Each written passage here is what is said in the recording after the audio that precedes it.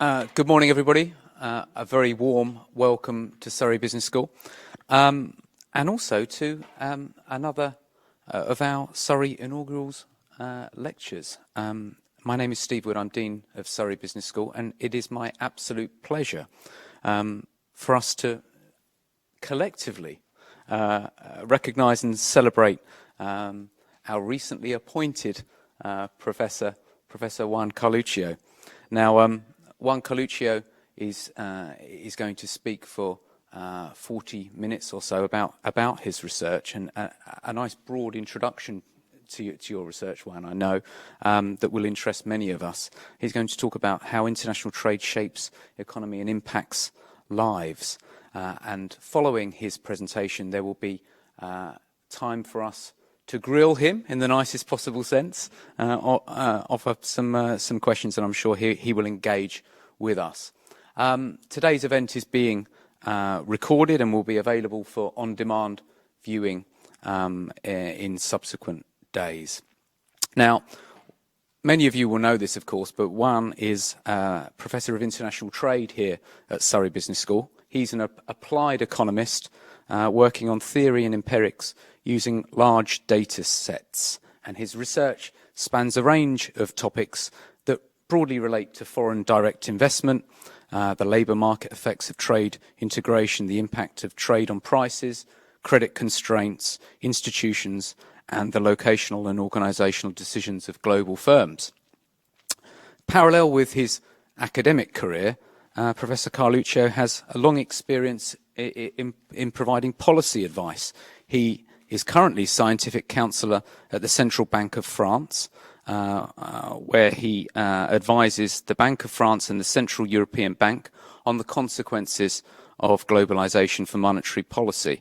And in the past, he was research director at the International Trade Secretariat of Argentina, where he advised on trade reform both in Argentina and the wider area. And in fact, he was a key part of our Research Excellence Framework submission, where we produced a fantastic impact case study exactly on the advice he gave to the Argentinian government, and then what the Argentinian government did as a result of his advice. Now, I think I've waffled for long enough. Over to you, Juan. Thanks very much. Okay.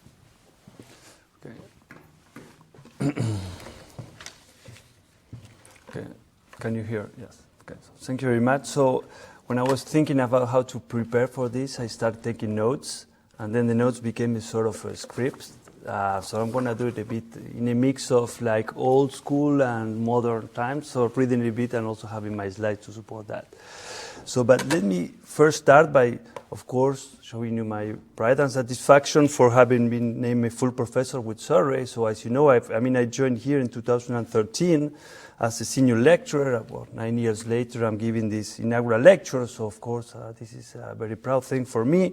And of course, any accomplishment I might have had to deserve this promotion, it didn't happen in a vacuum, right? So all these years, I've been accompanied by a group of high-level scholars in different fields. Many of them are here today, which were also very humanly encouraging and collaborative. And I also witnessed major transformations in the school and the university. Some difficult times, but all in a constant try to produce world-class, meaningful work with strong impact on both students and society at large. And I think this is really the very heart of what we do in the school and in the university. And there was a lot of efforts to provide faculty, such as myself, with the tools to achieve such goals. So I have received kind and warming support from line managers.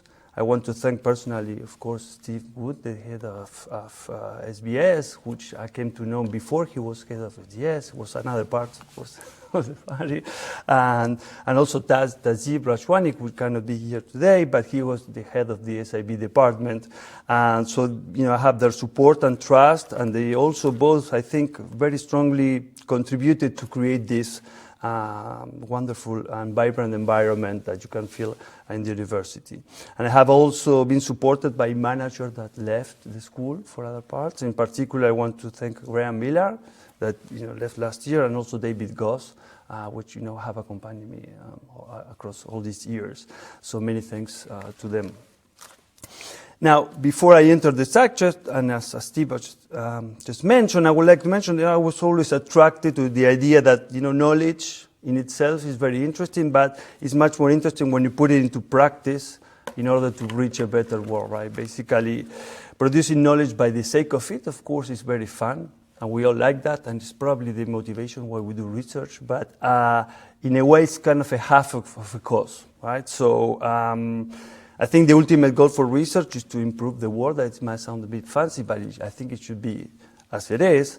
And even in the meantime, we have done the delightful and ego-centered satisfaction of understanding that what drives us. But in the end, when we do social sciences, we really have to have in mind that we do it because we want to influence or make the world a bit better, just a bit, or a lot, I don't know, or at least counterfact all the bad things other people do. So this explains my somehow unusual career that I spent in between academic research and policy institutions, as was mentioned by Steve.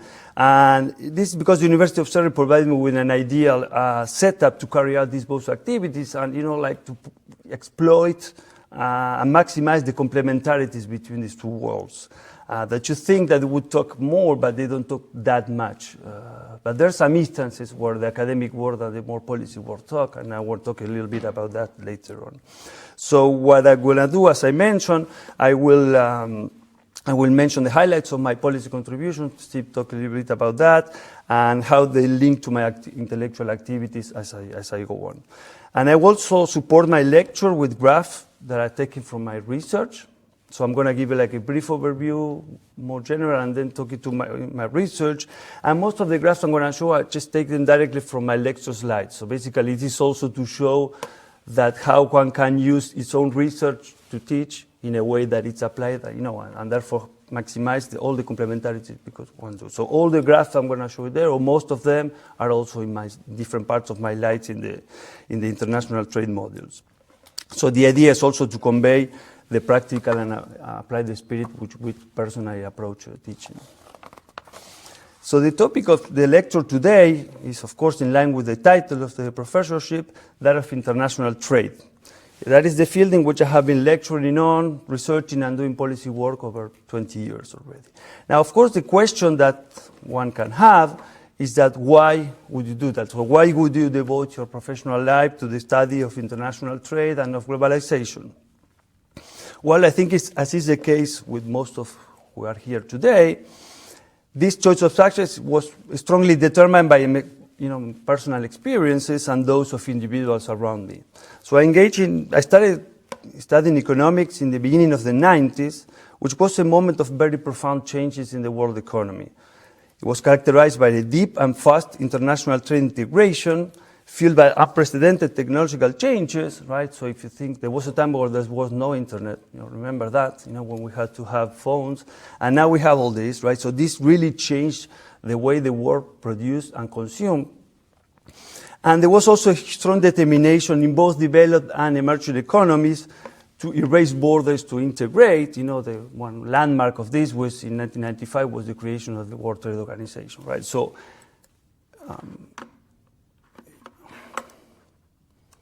you can see this here. So basically, it is the ratio of exports to world GDP since the 90s to 2020. So you see that since the 90s, there was a huge increase, right? So this is, you take the value of exports and you divide by the value of all production, right? The fact that this increases means that exports were growing much faster than production. This is a lot has to do with the global value chain revolution, right? So we started producing across many countries, and therefore goods, there were bits and pieces in many countries, so there was a lot of trade. So we saw this so this part from the early 90s, a lot has to do with the entry of China into the WTO and into the market economy, until we had this big crisis in 2008. So that's what we in general call the hyper-globalization period, where trade was, grew probably the faster in history. And then after that, it sort of stabilized. So the fact that this line here is kind of flat means that exports and GDP, they're growing at the same time. So this is where we are now. And personally, I also So, I started studying economics around here, right? And I also was living in Argentina. I started working as a public servant in Argentina, where I'm from.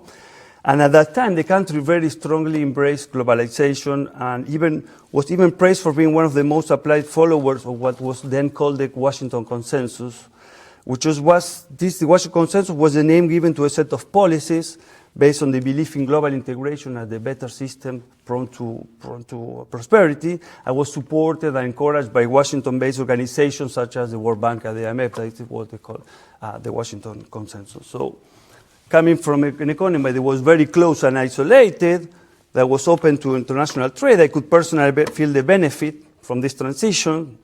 And all of a sudden we had access to opportunity, goods, service, and knowledge from around the world. And for many at that time, the consensus over the benefits of trade was so clear that the reversal to protectionism and disintegration of the global economies is even out of consideration. And as a matter of fact, there was an influential thinker at that time that labeled that period, if you might remember, as the end of history, right? He was right. Basically, this implied that, economic integration, the fall of the Iron Curtain and the integration of big Asian economies into the world economy, well, that's it. There's not going to be further political development. So the consensus was totally clear now.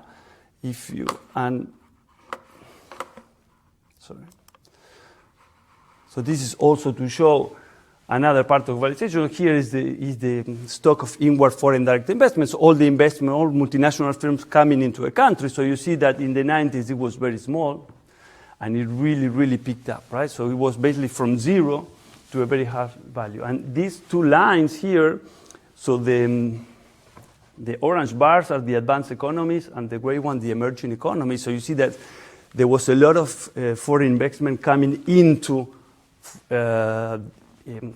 emerging economies, in particular China and other Asian countries, but not only, right? So this really shows a strong transformation of the world, much more interdependence between countries, and the integration of these big emerging economies into the world trading system, right? Now, and now we are here, right? So even before the pandemic, like if you fast forward 3 decades, this looked very different, right? So the pandemic shows that the fragilities of the hyper-globalized system of production, first with the lack of access to medical supplies, such as masks and other equipment and so on, and then with the global supply chain disruptions that till today affect the operation of business and feed the surge of inflation, right? If you go to buy anything today, it's going to be very expensive, and a part of it is because of the fact that, we have a lot of disruptions in ports and so on, part of that. So the COVID crisis, of course, revigorated the debates about the need to reshore production, to secure supplies, and to make some countries great again. But the anti-trade movements and discontent started before COVID-19, actually, right? So in the UK, you can think of the referendum as a way also to a large extent, to decide to have more control over trade and migration, right? So in a way, it's anti-globalization. We had in 2019 a big trade war between the US and China, which were former globalization champions, right? And under the Trump administration, the most important institution leading world trade, which was the WTO, was even said to disappear, right? So all again in the background of the rise of nationalist parties in many European countries, as you said before. So basically now we are in a situation where we are thinking about what's going to happen. So are we going to go back all these years? Are we going to forget about trade? So we don't know. This is still open, but it's pretty sure that something really changed now, and that we're going to a new model, right? And when I was putting these pictures, I thought everyone is angry except him. He's quite relaxed always. I don't know. The other ones are pretty. So now it is basically the business of international trade scholars to understand these movements, right? Why do we integrate? Why do we disintegrate? Right? So these are the main questions that one thinks about, right? And of course, this affects everyday life, right, as workers, as citizens, as cultural subjects, and they generate passionate debates both in the academic, in the political and public spheres, right? And that passions do not escape the private sphere either, right? So many of us have strong discussions at the family table or the pub about issues such as whether the UK needs to stay or leave the EU single market. Is it good or bad to buy goods from China? Is it trade good for the environment and so on, right? So all this leads to the conclusion that studying trade is fascinating because it's really key to understanding the world, right? It's not something that we see in the newspaper, it's something that we experience every day when we go to work, when we go to the supermarket, and we go to the pub, and have a couple of pints, and then discussions start heating up, right? For our business students at school, most of them, they aim at careers in leading national and multinational firms, so understanding the types of trade in the future is really key, right? And this is why we have international trade models in the school. That's a more nerdian reason to study trade, which is that trade is one of the oldest fields within economics, and trade thinking has a fascinating intellectual evolution over time. And this field developed a notable capacity to borrow theories and approaches from other subfields in economics, right? And therefore, as a trade economist, you have a very strong culture because you interact with other fields of economics, such as labor economics, such as financial economics, and other things. So that's like another reason, I think, which makes the study of international trade interesting in itself. Now, what I want to do now is to try to put a little bit of structure into those pubs and family discussions, because I think they go down to the two main questions that trade economists have attempted to answer over the past 2.5 centuries, which are put there, right? So the first one is what determines the type of goods countries trade. So why do we see that some countries export some goods and import some other ones? And you've heard of this as a more fancy term, which is comparative advantage, right? So this is kind of a bit of a tricky thing that I'm going to go a little bit on that. But basically, as trade economists, we want to know why you see some goods produced in one country and some others.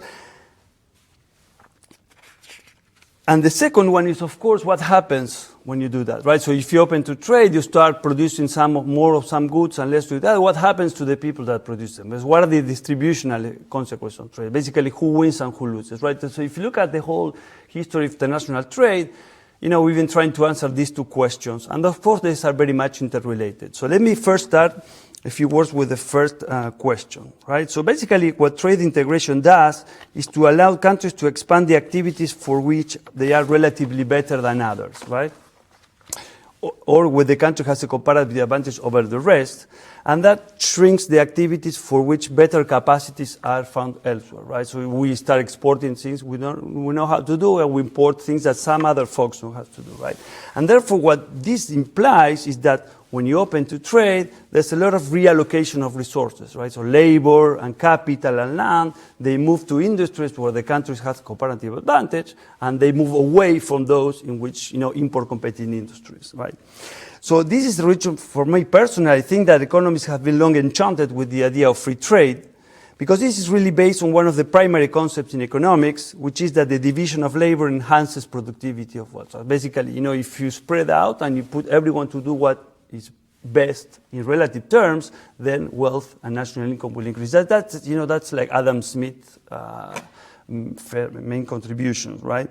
So if you think in the simplest textbook of trade, trade is akin to an expansion of the productivity frontier. So basically, if you're a closed economy and you have some set of resources, if you open in our textbook treatment, that's the same as expanding your possibility frontier. So basically, you can consume more out of the same resources, right? This is why people love, at least people love trade so much in economic theory. So David Ricardo was a famous British philosopher, produced the first influential concept set of reasoning along those ideas. So he used the example between England and Portugal in the 18th century.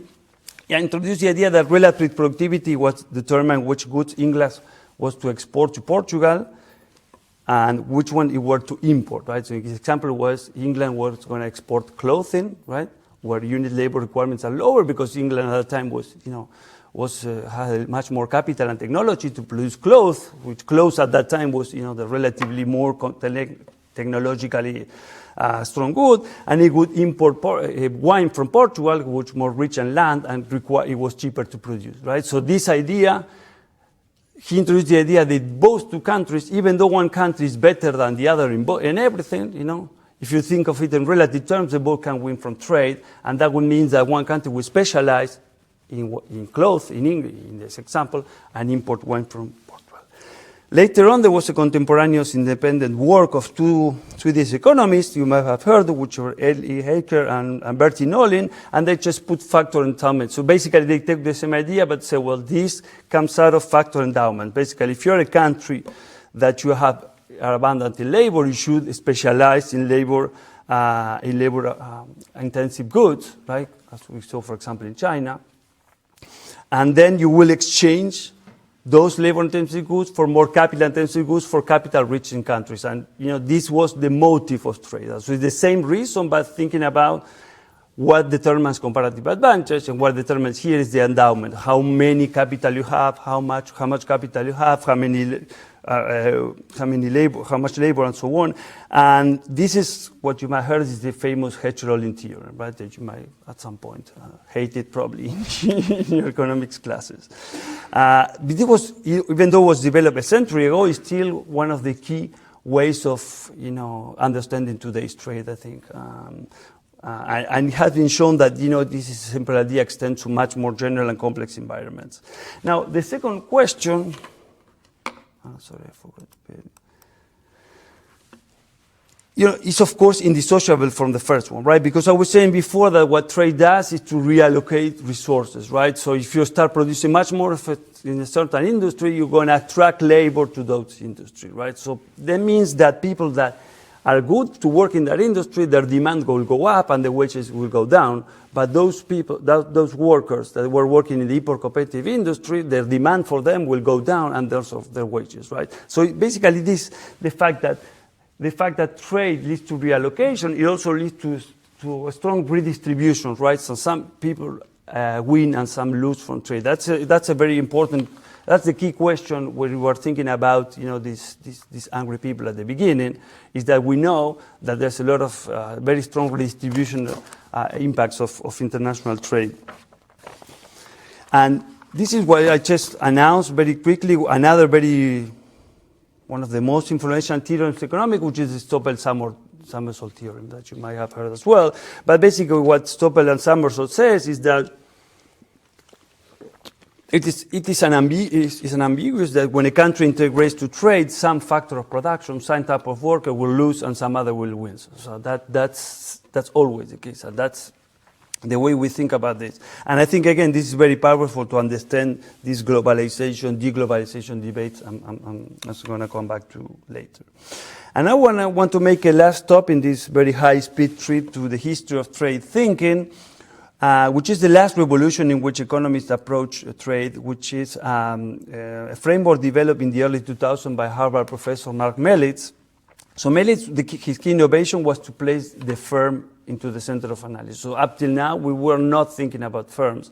But he came and said, listen, firms are different. Some firms trade, some others don't trade. And if you think about the trade, if you study the firm as the unit, right, and most of people here, they are international business scholars. Of course, that seemed obvious to you, but for us, it wasn't. And so Melitz put the firm into the analysis and created what is called the new trade theory. So it's not with a lot of imagination. There was a new trade theory developed by Krugman, and what Melitz did was to focus on the fact that firms are different, and we should think about and study them. And well, that was the new trade theory, right? So basically, the work by Melitz found that the premise is that firms are heterogeneous, they're different, and this heterogeneity is profoundly linked to their participation in international trade. So just to show this, here what I put is, here, this is very detailed export data from France at the level of firms. So basically, if you take all we don't have this data for the UK. I mean, it's much more difficult to, but this pattern holds in the UK as well. So basically, you take all the exports of 1 year, And you place the exporters according to their size. Like, so here are the very big exporters, and they're the very small exporters, and this is the share on total exports, right? So what this says here is that here 10 firms account for 20% of all French exports, right? And if you sum these two, 100 firms account for around 40%. And when you are here, you have 1,000 firms. There are around 100,000 exporters in France. So this is very tiny. This is only the one biggest percent. This accounts for 60 or 70% of total export, right? So this is a very strong pattern. We were ignoring this before. And Mellitz came and said, listen, you have to look at firms because they're different, because bigger firms tend to export more, they tend to pay more wages and so on. So since then, also this is because we started having these data sets we didn't have. We didn't observe the export of each firm. Now we have a lot of data, so we can know these patterns, right? And the firm heterogeneity literature came to be called, provide a new reason for trade. Basically, trade reallocates not only across industry, but across firms. So basically, when you seek of an industry, right, and you open to trade, what you're going to see that the small firms, they're going to leave the market, and the big firms, they're going to become bigger still, right? So that raises productivity, but that also raises many other questions. So that's a very key point because basically I was a PhD student at that time, around the early 2000s, when Mellitz came up with his paper. And of course, it was, this approach strongly shaped my view of the sector, right? So all my research has some way or another, and then I'm going to start talking a bit about my research, some aspect related to the role of firms and how this changes the impact of trade on workers and in the economy in general. So the first topic I want to comment about is, as Steve was mentioning, what are the labor market effects of trade, right? So here, again, what I'm showing here is you take all the firms exporting and offshoring, basically importing intermediate goods from other countries, and you look at the wages they pay, right? So the more you are here, you are more intensive exporter of insurance. It means that exports are a bigger part of your sales, or that imports are more important in your production.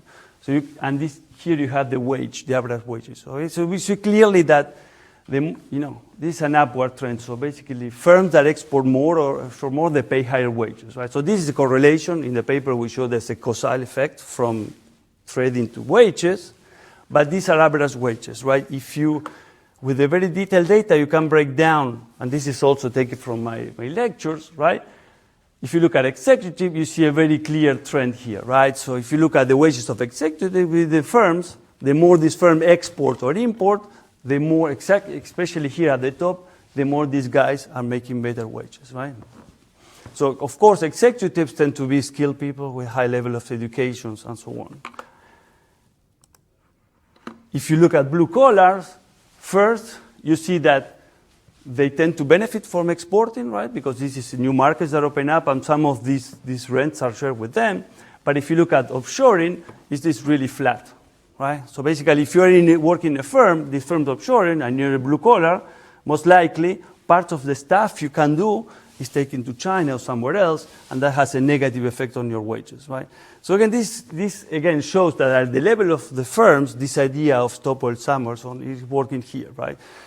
This is a developed country, highly educated people tend to benefit from trade, and less well-educated people tend to have zero or negative effects, right? So this is from my research, but there's many other research around that time showing that this is a very strong pattern, right?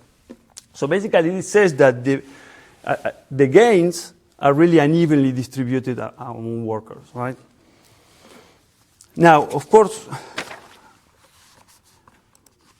I'm probably going a bit faster now, but in related, so here what you see here is the ratio of skilled to non-skilled employment. So you see in each firm how much skilled workers it employs related to non-skilled workers. So you see in the green line, these are importers from labor-abundant countries, right? So these are French importers that are importing intermediate goods from China or from other countries as such. So you see that when you start importing from these countries, you really rise. So you kind of drop blue-collar employment and you rise your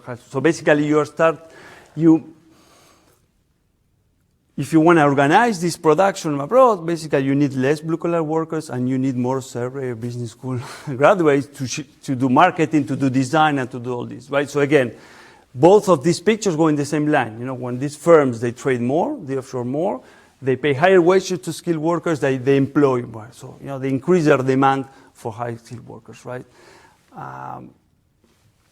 Now, to a large extent, this exemplifies what I was talking before, right? So when you open to trade, this is Stoppel-Somersault theorem, basically saying, some factor will win. In this case, in developed countries, it's educated workers that will win from trade, and some factor will lose. In this, in our developed countries, that will be unskilled labor, right? So the issue is that the pains from trade are very, very precisely. There's a lot of other dimensions, right? But you can almost always know who will lose from trade. This is very clear. Now, there is another side, right? So here, what I'm showing here is from another country. Here, what you see for all the French import data. Here is the share of high wage versus low wage countries in all what we import of consumption goods. So you see this line here. Basically, we are, since the 90s, we started importing less and less consumption goods from other high wage countries. So the UK started importing much less from Germany or from France or the US, and started, importing from low-wage countries, right? Like China, for example, is here. So if you think of this is small, but the share of China in our imports of consumption goods tripled during this period, right? And what I'm showing here is the ratio of the prices of Chinese goods versus the prices, local prices, or prices from high-wage countries. Basically, what this shows here. So I'm not sure if you can look at this. Kind of point. Basically, what this does is all these goods that we import are 40% cheaper, basically, around that. So we change in our consumption. So firms change in the way they produce. Consumers change the way they were consuming. We're consuming much more imported goods, which are cheaper, right? So, and we calculate with other colleagues that this lead to, in France, to a reduction of €1,000 in the consumption basket for the average household, right? So what you find is that these are the gains from trade, right? So it allows you, it's an illustration, right? It allows you to import cheaper stuff, better goods, and so on. But at the same time, that changes the production process in such a way that some people lose and some people win. So basically, whereas the losses from trade are very, very specific to some groups, the gains from trade are more in the consumption side and are much more diffuse. So now let me just talk a little detour to talk about how this contributed to policy making. As I was saying before, so basically, in 2020, the European Central Bank conducted monetary policy strategy to, think about how, the monetary policy strategy fits, for today and for the future. So I was part of this coordinated chapter of globalization. The idea was to understand how globalization impacts inflation, impacts monetary policy, right? And so there was I coordinated one of these chapters, and the outcome was a new monetary policy statement and an occasional paper and different blog posts on globalization, right? Basically, so the conclusion was that globalization, poses some challenges for the conduct of monetary policy. I'm going to talk very briefly about that. But basically, just to show one way of, so this is the replication of the other paper, but done here by the Eurozone, and it was also published, part of the analysis of the ECB on the role of imports on inflation. And it was also retaken by other people as well. So basically, this is the sharing consumption. So if you look at all the consumption goods from the Eurozone, what you see is that, the imports are much more important, but you see it's quite impressive that it's only imports from low-wage countries. Basically, really, that's pretty impressive. So that means that, again, it's another way of showing that for the Eurozone as a whole, we depend much more on imported goods now than and especially from emerging economies. And this is the same picture as before, but for the Eurozone. So again, this is 60%, meaning that goods imported from that countries are 60% cheaper than what we produce here. So again, huge reorganization of production. And again, this is just to show, like, the first paper I showed was more an academic paper, and then how that can translate into actual policy advisory. Then I'm just very quickly focus on another strand of my work, which is more related to what people do in the department, which, in a way you can think about that as how do, multinational strategies, how do institutions mainly affect the way multinational firms organize themselves, and what are the impacts for local economies. So basically, just very briefly talking about, for example, we show in a paper with Maria Vaz that when firms tend to import from countries with strong labor union, they tend to favor outsourcing because that is a way of sort of breaking the union power. So the firms, they can use these strategies, these organizational strategies, in order to have a better bargaining position. We also show with Thibaut Fally that deeper financial development allows joining more complex stages in global value chain. So basically, countries that have better financial system, local suppliers can invest better and therefore join better global value chains. And also we have a model where multinational production uses different technologies, and that can explain why we see that only some firms benefit from spillover from FDI.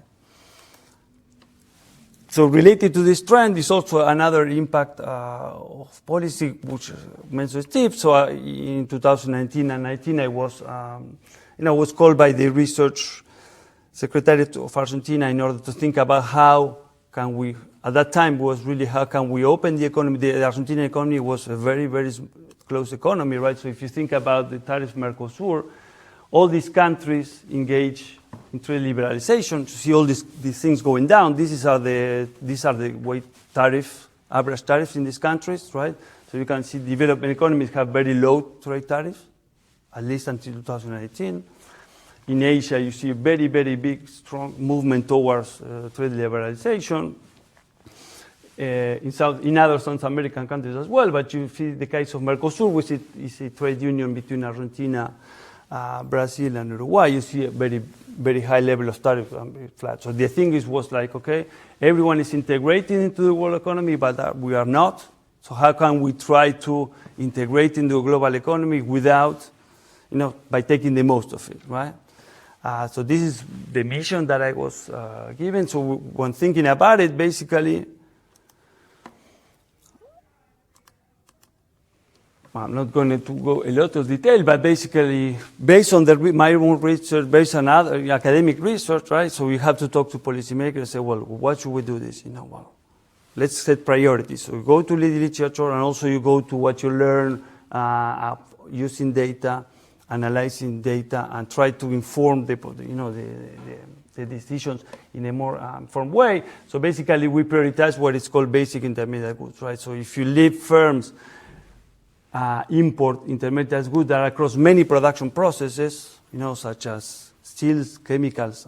These were very expensive in Argentina before because of the high tariffs, and these increases in cost really trickled down, right? So if you have to produce a car, you need steel. If steel is very, very expensive, then your car is going to be very expensive, and so on, right? So the issue is that you have much more labor in the production of cars rather than the production of steels.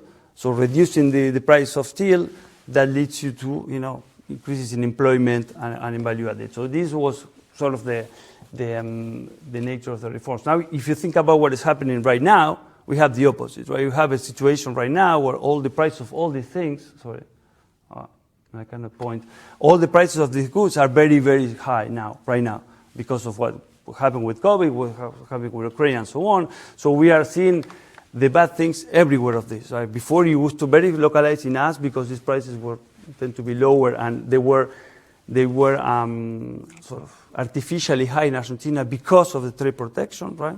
So basically, the Argentinian structure protects. You don't want to protect these industries because they are very big, and they do not create so much employment, right? But high prices of this. And we are seeing exactly right now, they are very damaging for the economy. So this is kind of the spirit of these reforms. And now let me have a couple of minutes. So let me just conclude with just a word of the current research that I'm very excited about. And looks at the granular nature of economic activities. Basically, when you think about, if you remember your economic courses, you have like these perfect competition models. All the firms are tiny.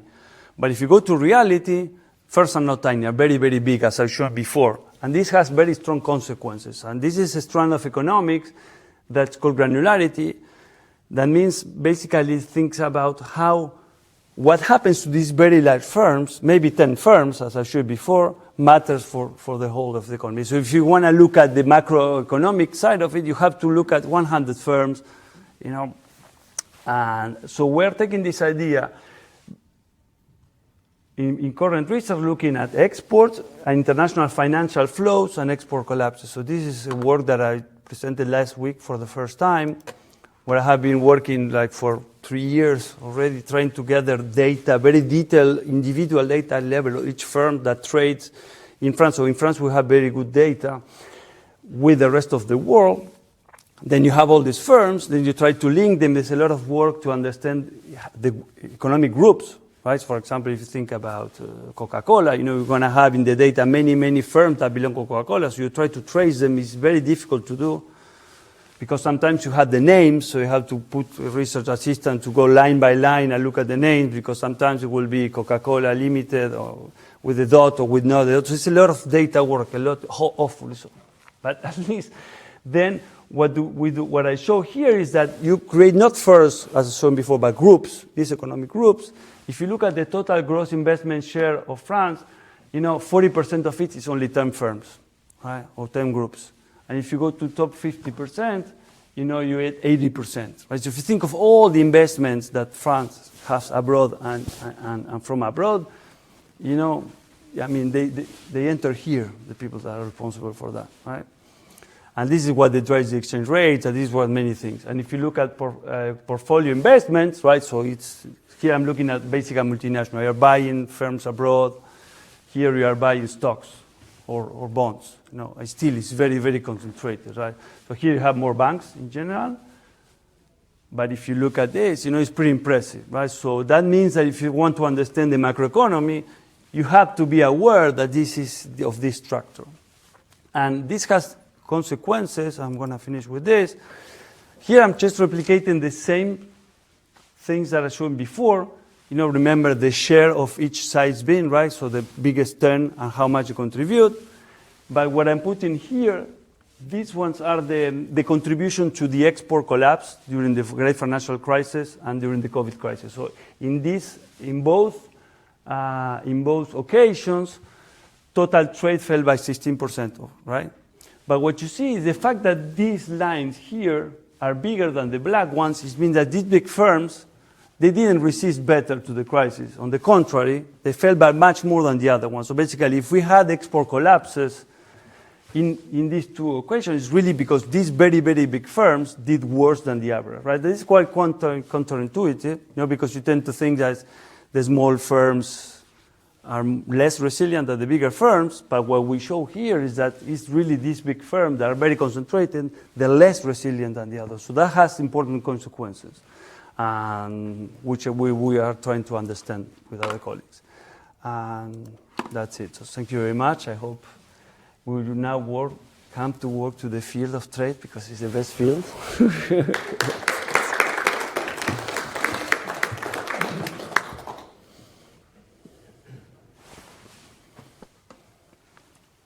That was absolutely fantastic. Wonderful link with the big picture, and then burying down to the practicalities, and also relating back to politics as well. So fantastic. Thank you very much. We have got, ladies and gentlemen, 5 or 10 minutes to open it up for questions.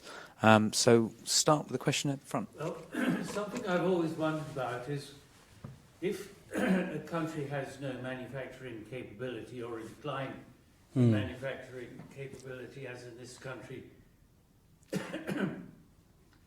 probably for Thatcher's time, but longer probably, if you're no longer making things and you're continually buying from abroad, when I was young, you never saw anything from China. Now everything seems to come from China. Where does it all end? Because your foreign exchange, you're just buying things from abroad rather than selling.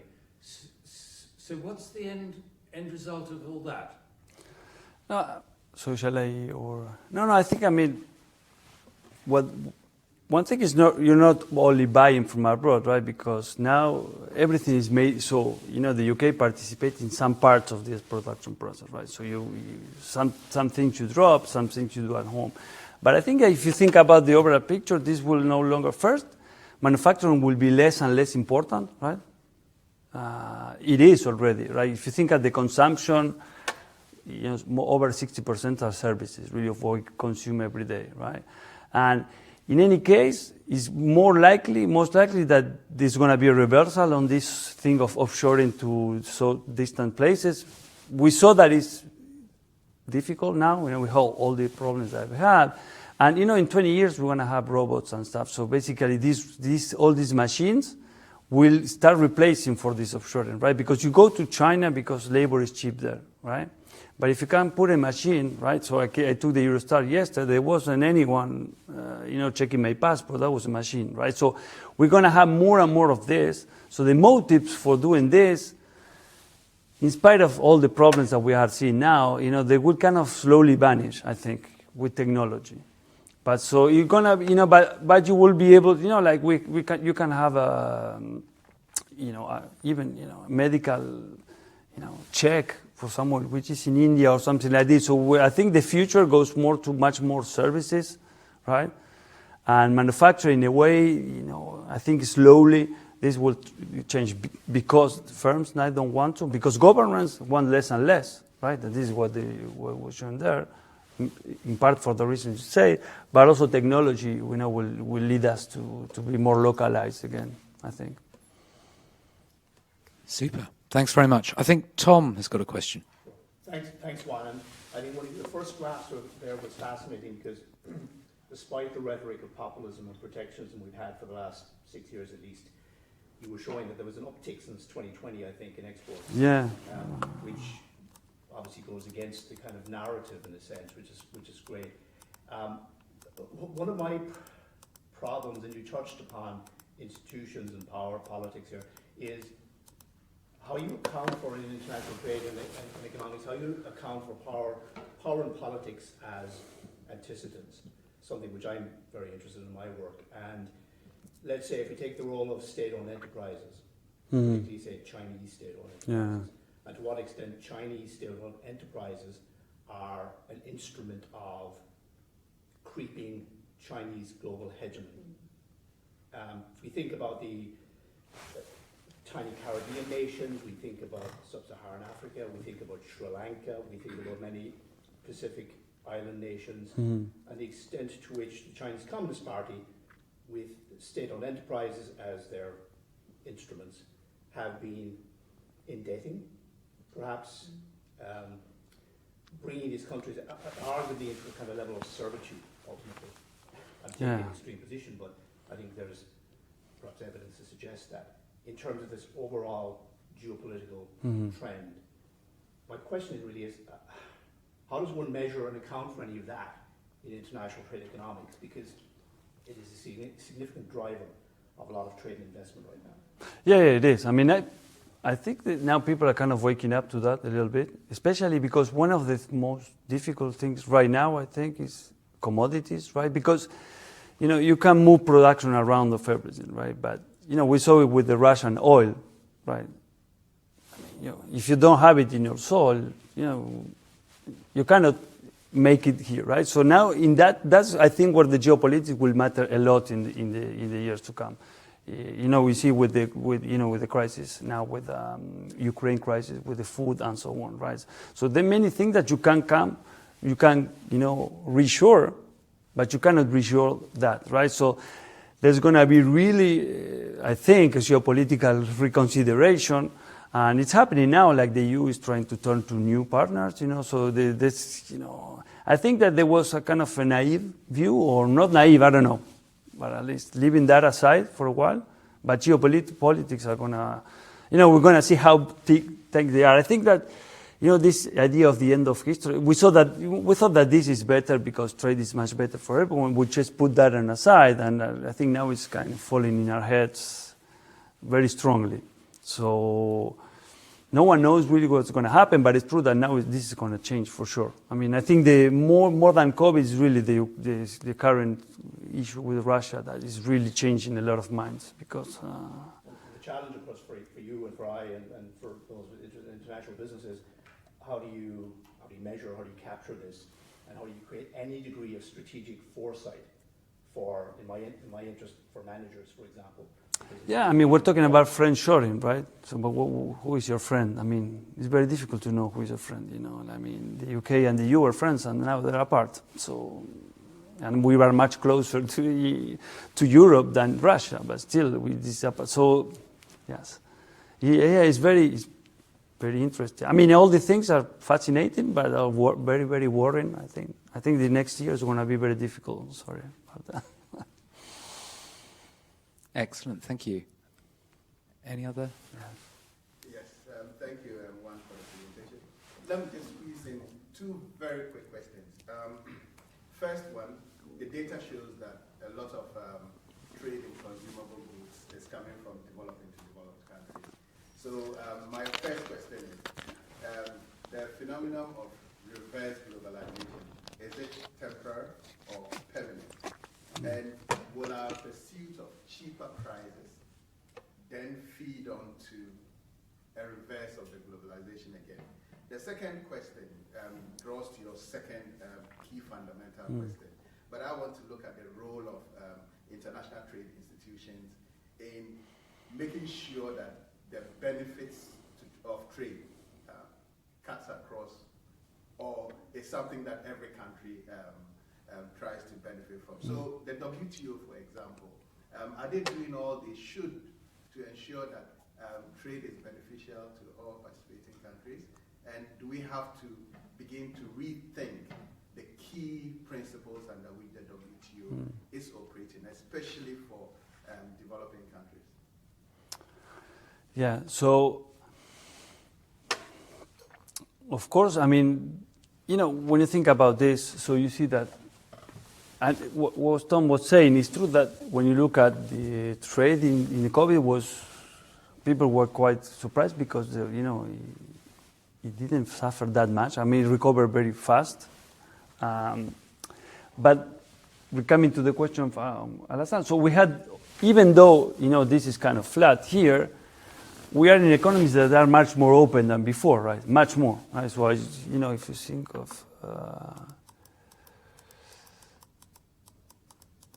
if you look at here, that means that 12% of all the goods we consume, right? I mean, they come from these countries, right? So we are much more dependent on what happens there, right? I mean, if you are buying much from other firms, what happens to the other country, So everything that is going on now with the supply disruptions, with the war and so on, is the reason why we have so higher prices right now. Right? So if the Bank of England think, every central bank think, well, eventually we'll be back to what we control the prices, but that's not very clear. What is really true that we are in a situation in which we depend a lot of what happens abroad right now. And that is leading to changes, right? So I think it's going to be of course, I mean, if we're really sure of this, I mean, we went to produce there because it was cheaper, right? We could not do it, but we chose to do it, right? So if we go back to producing here, it's going to be more expensive. I mean, that's for sure, at least for some time. So that will mean that if the production will rearrange, it will take some time. We'll have high prices for some years, I think. I mean, and then you have the geopolitical issue as well. So everyone doesn't know how to. And about the second question, what I was referring more there was like within one country, who wins and who loses. So there are two things. One is which countries wins or less, and for that you need the WTO to set like level rules for that, right? And then within countries, who wins, who type of workers. And a lot of the politics that we are looking at now, the rise of nationalism, has to do also with the fact that some people were left behind. I mean, the idea, how economists see this, okay, you have more, you know that by trading more you are more rich, but then you have to find some way of redistributing that. Right? And this is probably what it didn't happen. Or also you have to accompany people that, in some regions, because also regional disparities, I talk about, but of course, in some regions within countries where these, they're more exposed to this import competition, some people, less for more, so you have to accompany and try to. But of course, I mean, these were very profound changes, and so, and the issues like what's gonna go next. I mean, I don't really know. I mean, I'm a bit worried because I think that going back to, I think we need to be aware that there's risks with production like this, but coming back to the great again, we're not going to be great again, we're going to be worse now. I mean, I think because, this is, because also the issue that protecting also creates many other problems, monopoly power, as I showed before, this is what was happening a lot in Argentina. I mean, Argentina has 40% tariffs. So of course, you have one firm producing there. He set the prices, that's what they want. So you don't want that too, right? Yeah. Thank you, Juan. The sands of time have beaten us, I'm afraid. I'd like to thank all of you for attending, very much appreciated. But most of all, I'd like to thank Juan for a fantastic inaugural lecture. Thank you.